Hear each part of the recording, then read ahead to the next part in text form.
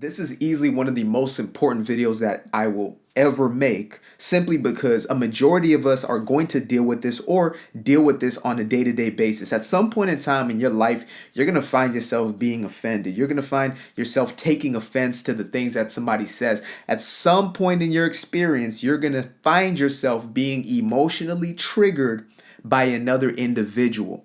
And for most individuals, that trigger is going to lead to blame. It's going to lead to isolation or ostracization of the people around us. It's going to lead to us believing that people are the problem, when in truth, we are triggered from the inside out, not the outside in. Therefore, again, I believe that this is of the utmost importance that we not only come to an awareness and an understanding of what is truly taking place when we are emotionally triggered, but we also find the solutions within ourselves, keyword, within ourselves, in order to overcome this state of being. Now, one of the best pieces of content, literature, whatever you may call it, around the subject matter is called The Four Agreements by Don Ruiz, I believe is his name. I'll make sure to tag that. Now, that book has a very, very simple outline of like four most important things to focus on in life based on a certain Native American tribe. And one of those things was taking things personally, right? And that was a chapter for me that not only resonated, but it triggered me, ironically enough, because I understood that what he was defining in those words or in those paragraphs was something that I could not only resonate with, but it was something that I was living out. Like my script in life was of somebody who was constantly offended and constantly triggered and constantly taking offense to the words that people said, to the things that people did, believing that all of it was about me. I was the individual who took everything personally. And it was not until later, far later on, from me even discovering this about myself, was there actually a true fix, a true solution? Did I come to resolve within myself? And this is not to say I'm perfect, right? And I'm never going to take offense, and I never do. But I am in a state where it is an absolute night and day difference. I legitimately, on a day-to-day basis, will receive messages and comments, etc., that are poking at my thought process, my ideology, the things I put into the world, and I don't feel any sort of way. Like, I genuinely, sometimes I feel a sense of empathy if I see the person is basically stuck in their mindset. They're stuck somewhere in a place of hatred or whatever it may be. But more than that is there's like a neutrality about where I now am. And I realize that's from doing the work, truly doing the work and making the conscious decision that it mattered to me. And so before we even get started, before I get into some of these notes that I've written down, because this video is that vital, I usually don't do notes, but this one I did. Before we get into that, there must be a moment in which you make a decision, right? And I'm not just saying making a choice, which is, you can go left or right. I'm talking about a decision as far as planting your feet in the ground and saying, this matters more to me than anything else. Like, I truly deep down have the desire to let go of this thing within me that continues to be triggered by life, continues to be triggered by others, continues to take offense.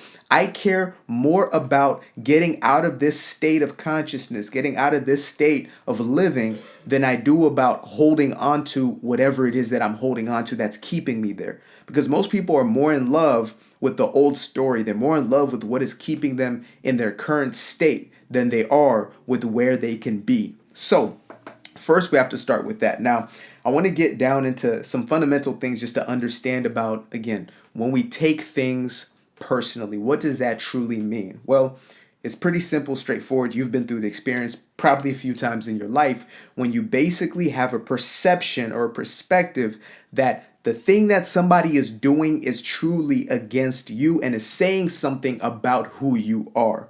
Now, in almost every case, maybe 99.99999, whatever somebody does to you or says about you is actually a reflection of themselves, because what is coming out of them is only speaking to their character. It's speaking to their decision-making process. It's speaking to them. So even if somebody says something about you that you believe is true, that you deep down have a complete and absolute conviction is true about you and they say it, that's still that person projecting that message towards you, right?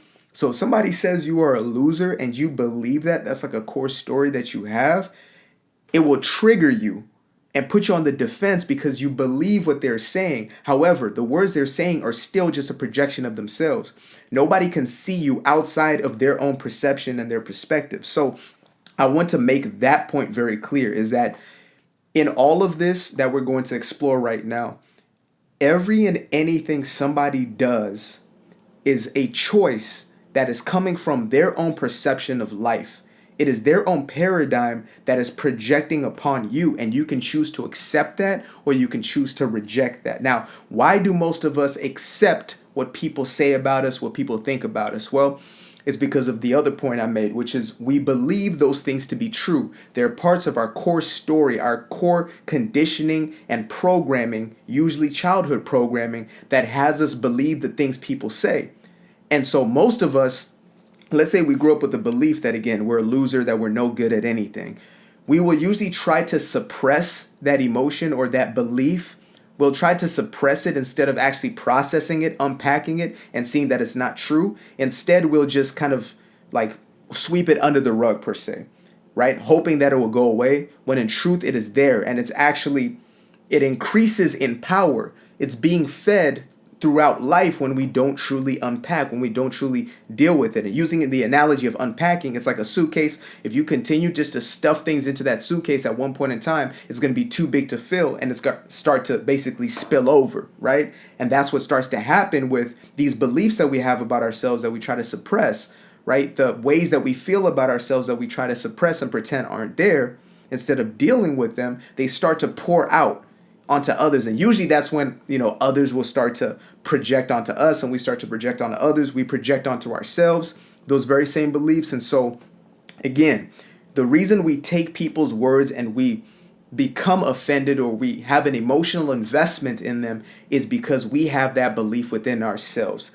Now, before I even get deeper in that, I have to just make a few points that are going to lead to the solution as we tie this together.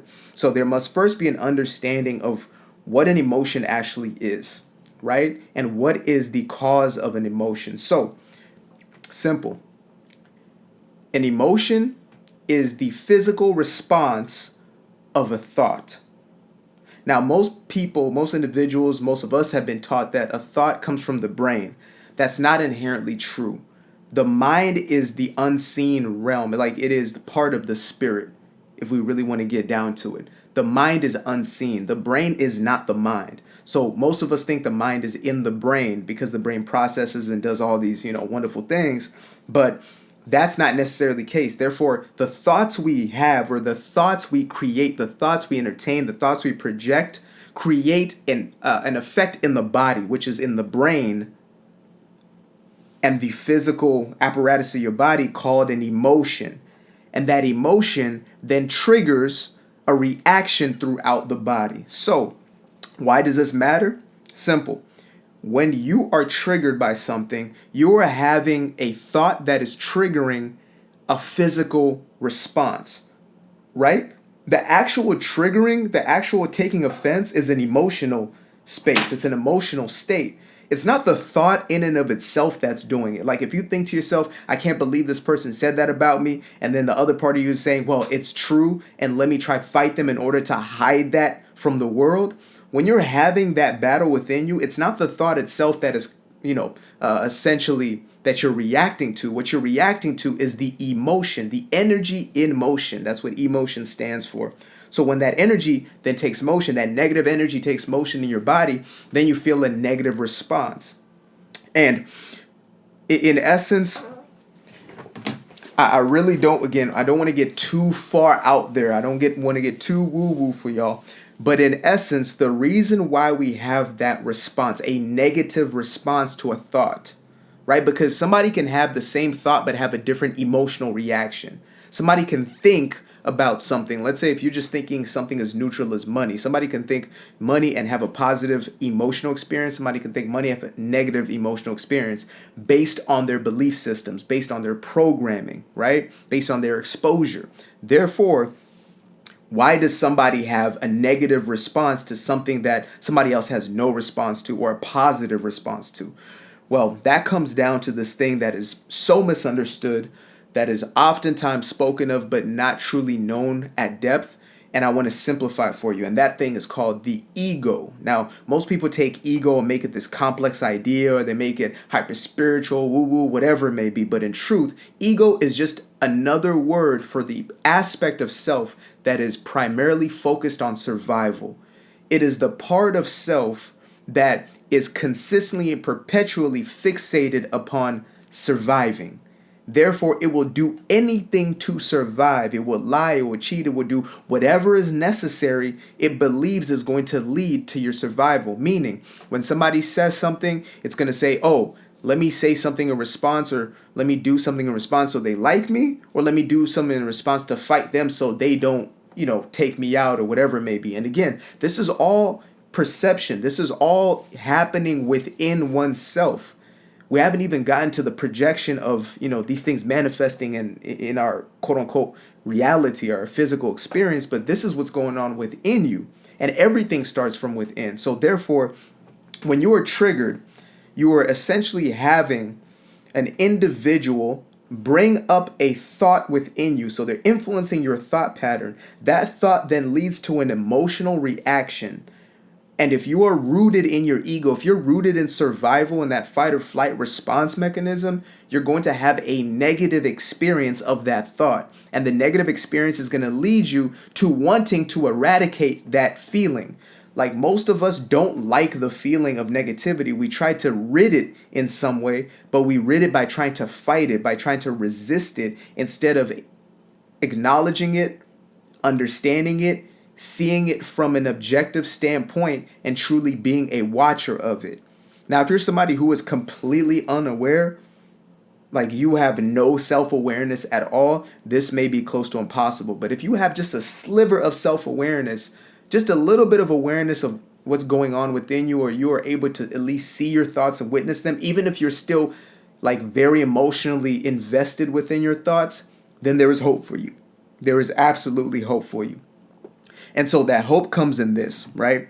It's in coming to understand that, again, our triggers are nothing more than the beliefs that we hold. And a belief is a thought that is repeated time and time again until it becomes a part of our habit, our thought patterns, or our thought habits, right?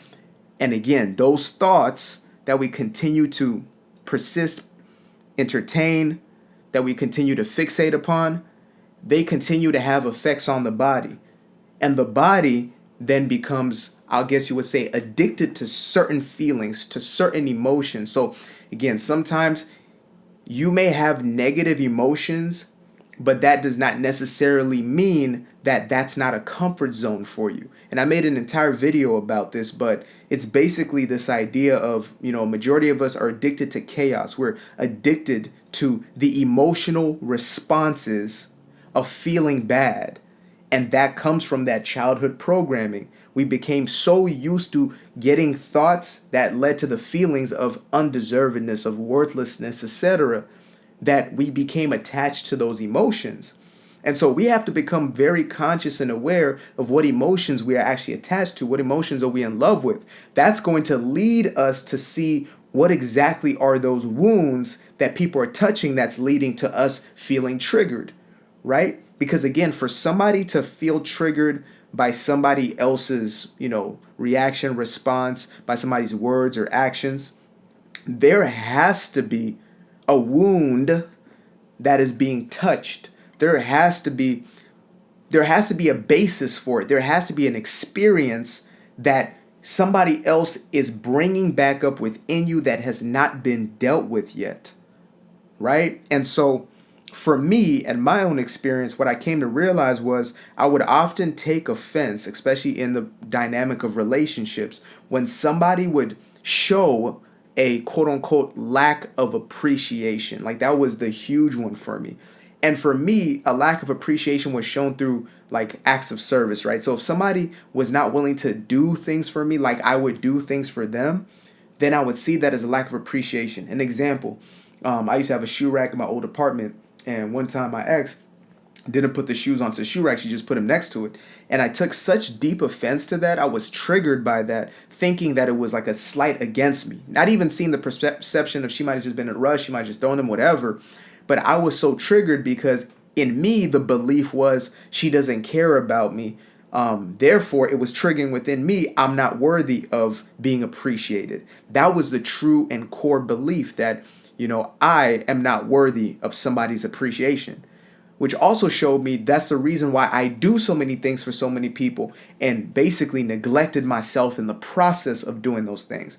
Like, there's nothing wrong with doing things for people. It's an absolutely beautiful thing, but most of us do it from a place of looking for our self-worth. We do it from a place of looking for deservedness. We want to feel as if we're accepted by others, and so we do these things in order for us to get that response from others, instead of dealing with the true core issue, which is a lack of appreciation within self, right? Understanding that we are already loved, we're completely loved, infinitely loved.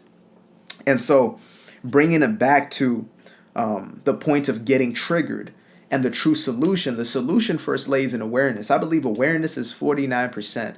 And when I say awareness, I don't just mean you understand the terms and you understand the words and you've read the books. I mean, you're able to see your own thought process. You're able to see the thoughts you're entertaining and engaging on a day-to-day basis, and you can feel the emotions you're having.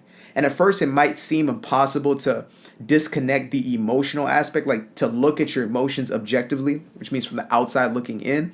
It may seem close to impossible to do so at first, but as you make it an intention for yourself, as you begin to practice awareness and mindfulness, and to take that time away from these and all types of stimuli and just to process from within, time to journal, write, etc. When you make that a priority for yourself, you're going to start to see that you are becoming hyper aware of the patterns, and you even see your actions that were created by those patterns, by those belief systems. You're going to become hyperly aware and hyperly conscious of the way in which you are programmed. Basically, you're going to view the program from the outside looking in. And once you get to that point, I say it's 49% of the journey, because the other 51% is really simple, right?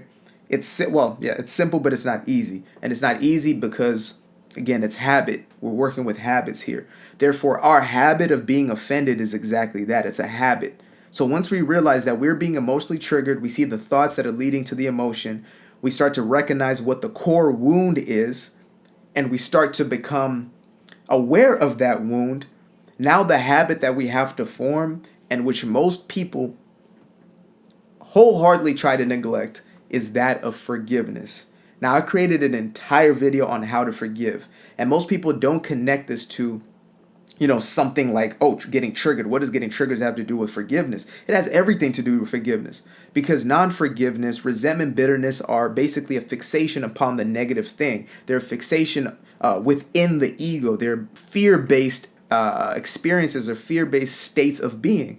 Therefore, when you are in a state of non-forgiveness, you are actually holding on to, you're staying within the stagnancy, you're at a low frequency, you're at a low state of being. And you can't rise above that if you are holding on to the past and keeping those patterns continuously perpetuating within yourself. That is what non-forgiveness is. Most people think that, to not forgive is to hold on to power, but in truth, it's actually continuing to give power to whatever it is that you're not forgiving. And so, in conclusion, I want to lead you to that next video, because it is going to be vital to understand that in order to truly understand how to overcome the trigger and to build that habit or the lifestyle of forgiveness to a point where you are actually living life freely, and you're not living life based on how other individuals are seeing you, perceiving you, speaking on you, etc. You will truly be freed from the shackles of your very own mind. So, again, I want to invite you to click onto the link to watch that next video. Again, if you're somebody who is deeply committed to this, you're going to take that next step. And as you do, and when you watch that video, I promise you right now, I'm not just leading you there so you can get sucked up in the algorithm. I truly want you to have a transformative experience, and that'll only happen when you understand this part. I appreciate you. See you in the next one.